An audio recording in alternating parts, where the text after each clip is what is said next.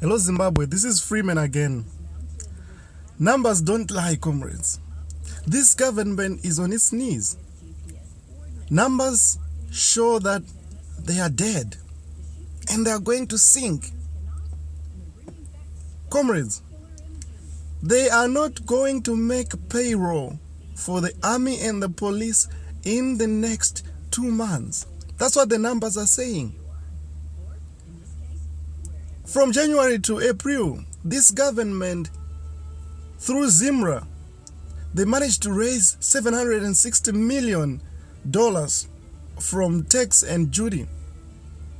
But from April up to date, they have only managed $210 million. They have only also managed to get about $150 million from exports. That means we have probably around 400 million to run this country for 4 months.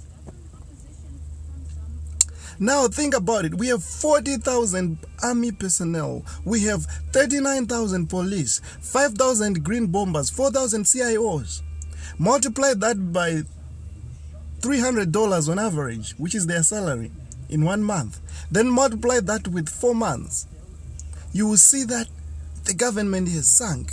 Now add to that the civil servants. So the total budget for this government in 1 quarter, just to make payroll for civil servants, for the army and the police and the chefs, is around $600 to $700 million. They are not going to make it. That's why you see them running around like headless chicken. The people that they were relying on, the thieves that are in Surat in India, they were arrested. So were the guys in China.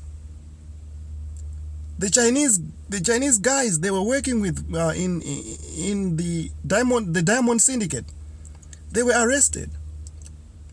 And their accounts were frozen. They are being watched. That's why they are running around. They have nothing. So they are cornered. That's why the citizens have to continue. We have to continue piling pressure on these guys. We have to continue piling uncomfortable pressure upon them, asking them those questions. These guys know it, but they just need that final nudge on them. They have to go. The police and the army will be on our side in a month or 2 months because they will be starving too. There's no money, there's no food. In the past week, we have seen ministers going to South Africa to try and convince Jacob Zuma to loan Zimbabwe cash. But they have failed, they were snubbed. Think about what we can do as citizens. Those in Zimbabwe, let's continue to pile pressure. Let's visit those who have been arrested. Let's bring them food. Let's go to the courtroom. Let's boost our morale. Let's give sanctions on these guys. Don't go to Choppies if you can afford it. Don't buy anything from Gushungo if you can afford it. Those in the diaspora, this is what we should do. When we are sending money, let's send numbers. If you're in the United States, use Western Union, but send money direct to EcoCash. If you're in United Kingdom, use World Remit. If you're in Australia, use World Remit. Send money to EcoCash as a number. And we are going to pressure Strive Masiwa and his Econet. If he's on the side of the people, he has to reduce his tariffs, because we want only numbers to circulate within Zimbabwe.